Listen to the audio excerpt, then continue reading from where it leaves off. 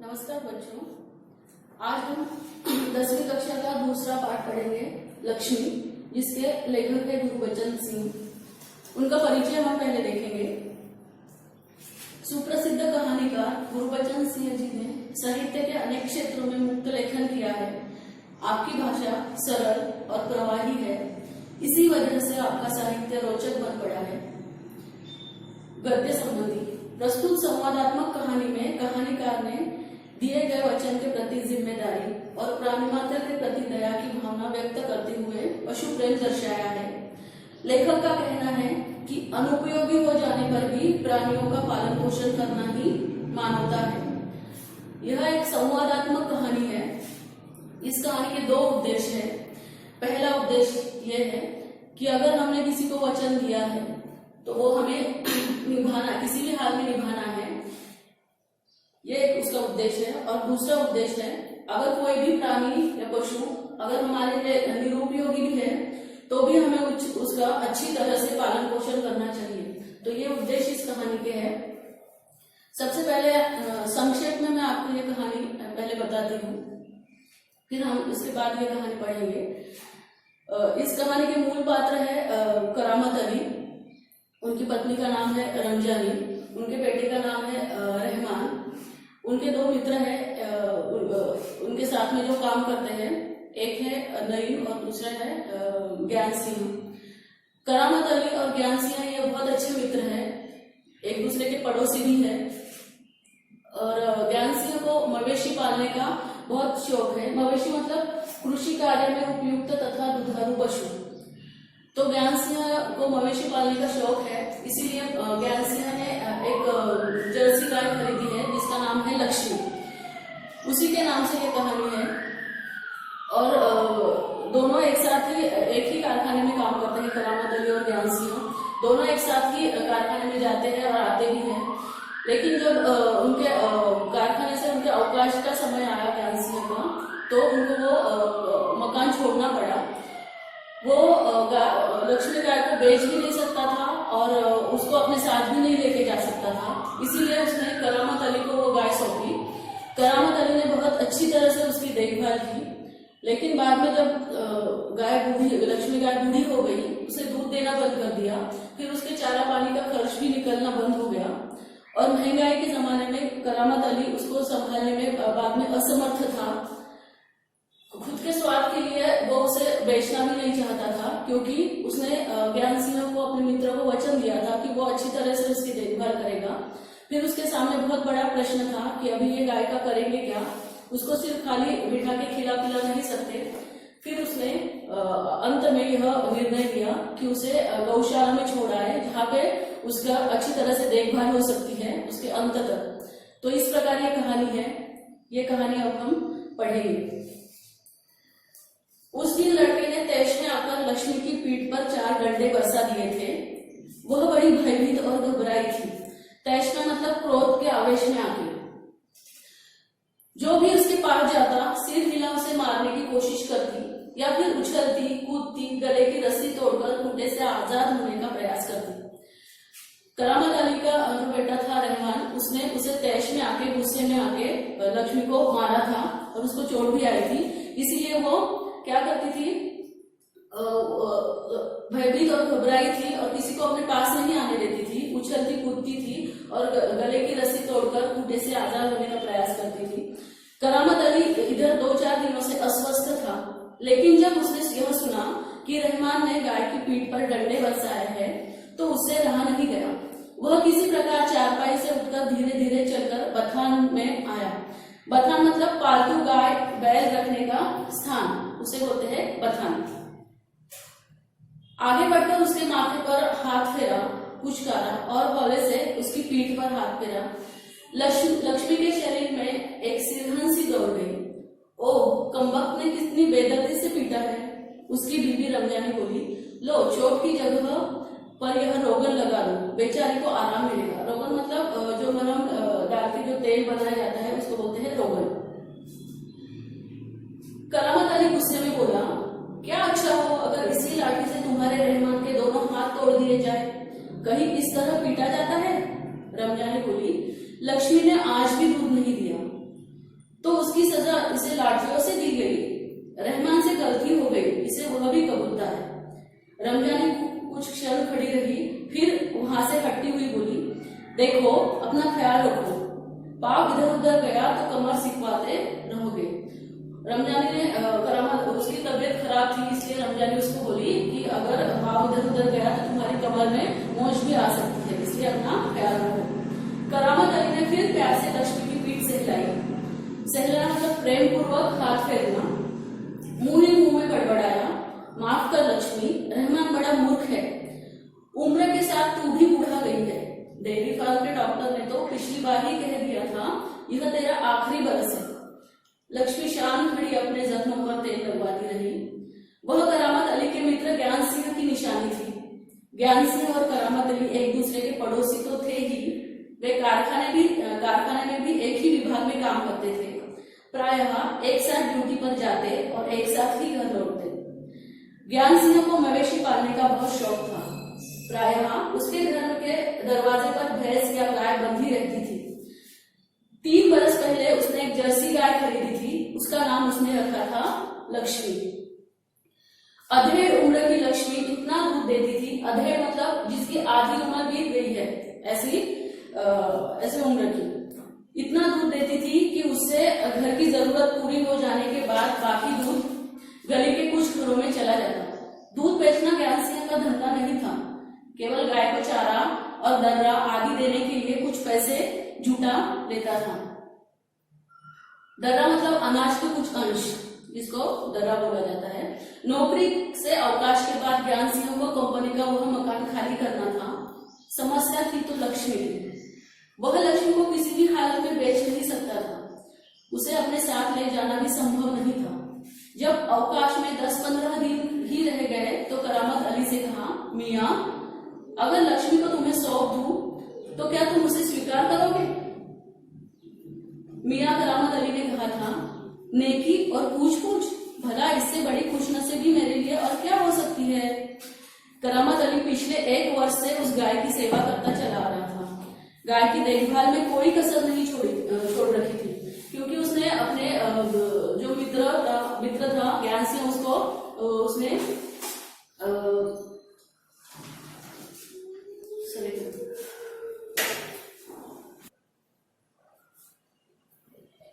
करामत अली पिछले 1 वर्ष से उस गाय की सेवा करता चला आ रहा था।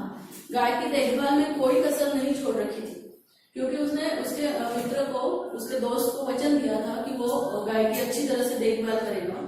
करामत अली को लक्ष्मी की पीठ पर रोगन लगाने के बाद भी इत्मीनान नहीं हुआ। वह उसके सिर पर हाथ फेरता रहा। लक्ष्मी स्थिर खड़ी उसकी और जिज्ञासा पूर्ण दृष्टि से देखती रही। करामत अली को लगा जैसे लक्ष्मी कहना चाहती हो, यदि मैं तुम्हारे काम की नहीं हूं तो मुझे आजाद कर दो, मैं यह घर छोड़कर कहीं चली जाऊंगी। करामत अली ड्यूटी पर जाने की तैयारी में था, तभी रमजानी बोली, रहमान के अब्बा अगर लक्ष्मी दूध नहीं देगी तो हम उसका क्या करेंगे? क्या खूंटे से बांधकर हम इसे खिलाते पिलाते रहेंगे? और इतनी महंगाई के जमाने में हम उसका पालन पोषण नहीं कर सकते। ऐसे उसकी पत्नी ने उसको कहा, जानवर है, बंधा है तो इसे खिलाना पिलाना तो पड़ेगा ही। जानते हो इस महंगाई के जमाने में सिर्फ सादा चारा देने में ही 300-350 महीने का खर्चा है। सो तो है। कहते हुए करामत अली आगे कुछ नहीं बोला। घर से निकलकर कारखाने की तरफ हो लिया। रास्ते में वह रमजानी की बात पर विचार कर रहा था। लक्ष्मी अगर दूध नहीं देगी तो इसका क्या करेंगे? यह ख्याल तो उसके मन में आया ही नहीं था कि एक समय ऐसा भी आ सकता है कि गाय को घर के सामने खूंटे से बांधकर मुफ्त में खिलाना भी पड़ सकता है।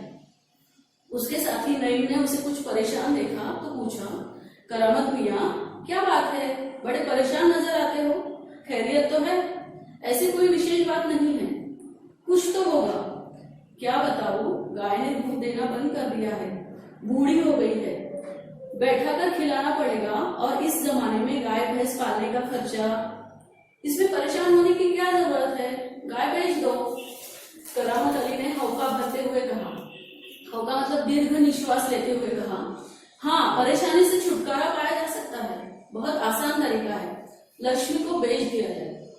वह नईम के पास से हटकर अपने काम में जुट गया। करामत अली रात का गया सवेरे कारखाने से घर लौटा। रात की ड्यूटी से घर लौटने पर भी वह लक्ष्मी को ढूंढता था। घर में घुसते ही उसने रमजानी से पूछा, क्या लक्ष्मी को अभी तक चारा नहीं दिया? रमजानी बोली, रहमान से कहा तो था, तुम दोनों की मर्जी होती तो गाय को अब तक चारा मिल चुका होता। अगर वह दूध नहीं दे रही है तो क्या उसे भूखा रखोगे? कहते हुए करामत कटा हुआ पुआल, खली और दर्रा आदि ले जाकर लक्ष्मी के लिए सानी तैयार करने लगा। पुआल मतलब धान के सूखे डंठल, दर्रा मतलब अनाज के अंश, और खली मतलब जो तेल निकल जाने के बाद तिलहन का बचा हुआ हिस्सा होता है उसको खली बोलते हैं। और ये तीनों मिला के जो जानवरों का भोजन बनता है उसे सानी कहते हैं। तो वो सानी को तैयार करने लगा। लक्ष्मी उतावली से तैयार हो रही सानी में मुंह मारने लगी। मुंह मारना मतलब जल्दी जल्दी खाना, क्योंकि वो भूखी थी इसलिए वो सानी जल्दी जल्दी खाने लगी। गाय को सानी देकर करामत अली उसकी पीठ देखने लगा। रोगन ने अच्छा काम किया था, दाग कुछ हल्के पड़ गए थे। 10-15 दिनों से यो ही चल रहा था। एक दिन जब करामत अली ने पुआल लाने के लिए रमजानी से पैसे मांगे तो वो बोली, मैं कहाँ से पैसे दूं? पहले तो दूध की बिक्री के पैसे मेरे पास जमा रहते थे, उनमें से मैं दे देती थी, अब कहाँ से दूं? लो, यह राशन के लिए कुछ रुपए रखे थे। कहते हुए रमजानी ने संदूकची में से 20 का एक नोट निकालकर उसे थमाते हुए कहा, इससे लक्ष्मी का राशन ले आओ। ठीक है, इससे लक्ष्मी के 2-4 दिन निकल जाएंगे। आखिर इस तरह कब तक चलेगा? रमजानी दुखी स्वर में बोली, तुम इसे खुला छोड़कर आजमा कर तो देखो। कहते हो तो ऐसा करके देख लेंगे।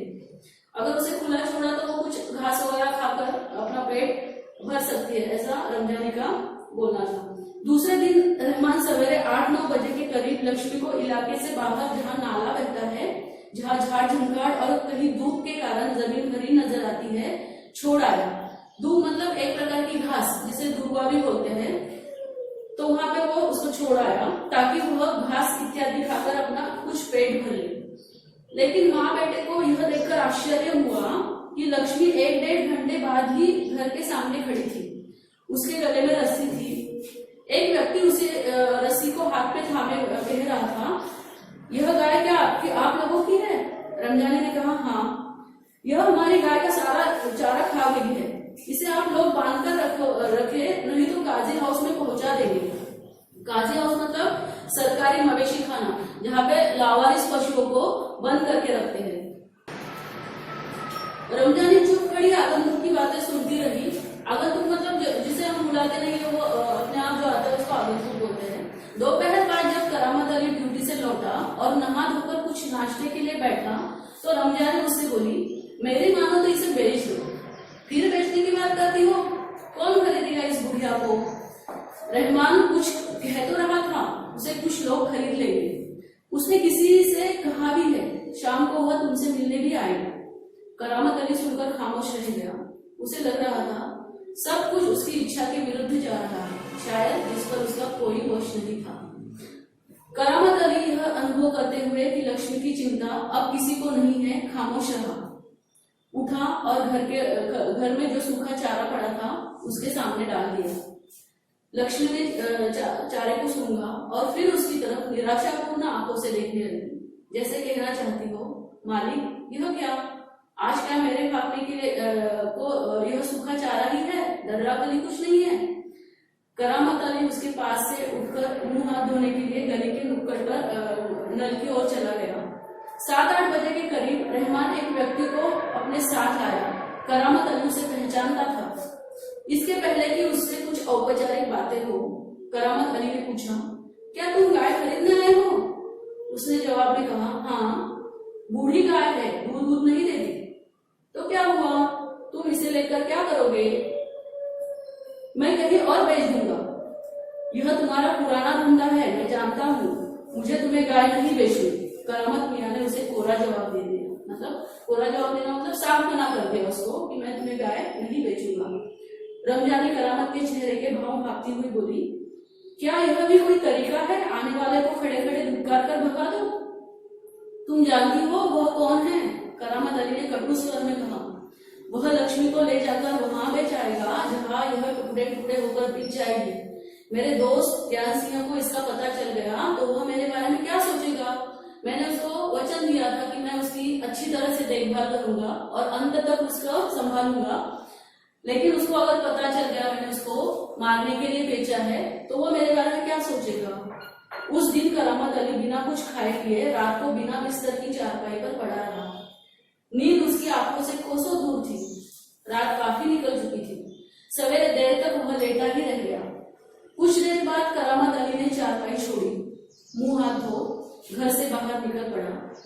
लक्ष्मी के गले से बंधी हुई रस्सी खूंटे से खोली और उसे गली से बाहर ले जाने लगा। रमजानी जो दरवाजे पर खड़ी यह सब देख रही थी बोली, इसे कहाँ ले चले? करामत अली ने कहा, जहां इसकी किस्मत में लिखा है। वह लक्ष्मी को सड़क पर ले आया। लक्ष्मी बिना किसी रुकावट या मुज्जत के उसके पीछे पीछे चली जा रही थी। वह उसकी रस्सी पकड़े सड़क पर आगे की ओर चलता चला गया। चलते चलते कुछ क्षण रुककर वह बोला, लक्ष्मी चल, अरे गौशाला यहाँ से 2 किलोमीटर दूर है, तुझे गौशाला में भर्ती करा दूंगा। वहां इत्मीनान से रहना, वहां तू हमारे घर की तुलना में मजे से रहेगी। भले ही मैं वहां न रहूं पर जो भी लोग होंगे मेरे ख्याल में तुम्हारे लिए अच्छे ही होंगे। मैं कभी कभी तुम्हें देख आया करूंगा, तब तू मुझे पहचानेगी भी या नहीं खुदा जाने। कहते हुए करामत अली का गला भर आया, उसकी आंखों में आंसू उतर आए। चल लक्ष्मी चल, जल्दी जल्दी पैर बढ़ा। और वह खुद किसी थके मांदे बूढ़े बैल की तरह भारी कदमों से आगे बढ़ने लगा। तो इस प्रकार ये कहानी है लक्ष्मी। बहुत ही अच्छी कहानी है जिससे बहुत सारी बातें हमें सीखने के लिए मिलती है। इस कहानी से हमें यह भी सीख मिलती है कि प्राणी मात्र के प्रति हमें हमेशा दया की भावना हमारे मन में होनी चाहिए। अनुपयोगी होने के बाद, निरुपयोगी होने के बाद भी हमें पशुओं का, प्राणियों का अच्छी तरह से ख्याल रखना चाहिए। और अगर किसी ने हम पर विश्वास रखा है, हमने किसी को कुछ वचन दिया है, तो उसे भी हमें अच्छी तरह से निभाना है। यह सीख हमें इस पाठ से मिलती है। तो बच्चों अब हम उसका थोड़ा स्वाध्याय देखेंगे।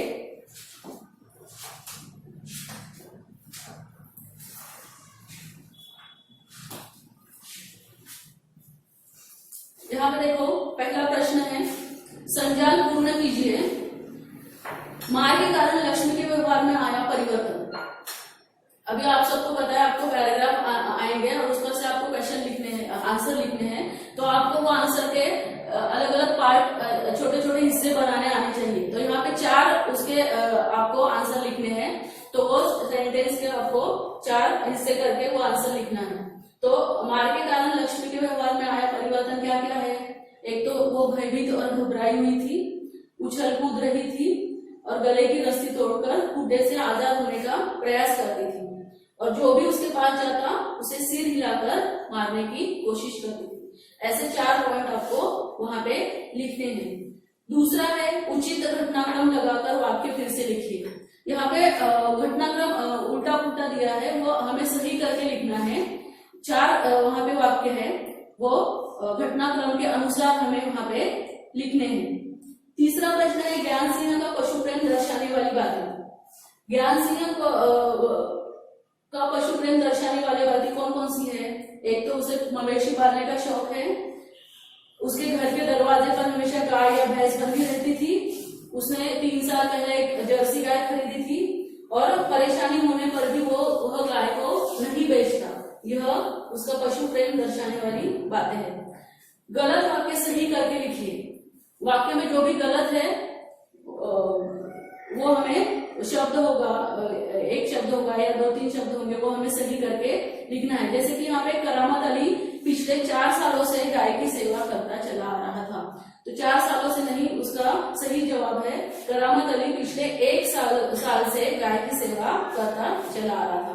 वैसे ही दूसरा है, करामत अली को लक्ष्मी की पीठ पर रोगन लगाने के बाद इत्मीनान हुआ, तो उसका सही उत्तर है कि इत्मीनान नहीं हुआ। करामत अली को लक्ष्मी की पीठ पर रोगन लगाने के बाद इत्मीनान नहीं हुआ। उसके बाद आगे का प्रश्न है, निम्नलिखित मुद्दों के आधार पर वर्णन कीजिए करामत अली की गाय। अभी उसका नाम लिखना है हमें, उम्र लिखनी है, नस्ल लिखनी है और स्थिति लिखनी है। पहला है उसका नाम क्या था, लक्ष्मी। उम्र क्या थी, अधेड़ उम्र थी। नस्ल कौन सी थी, जर्सी। और स्थिति कैसी थी, वो बूढ़ी हो गई थी और बूढ़ी होने के कारण उसने दूध देना बंद कर दिया था, ये उसकी स्थिति थी। आगे का प्रश्न है कारण लिखिए। यहाँ पे आपको कारण लिखने हैं। करामत अली लक्ष्मी के लिए सानी तैयार करने लगा, क्योंकि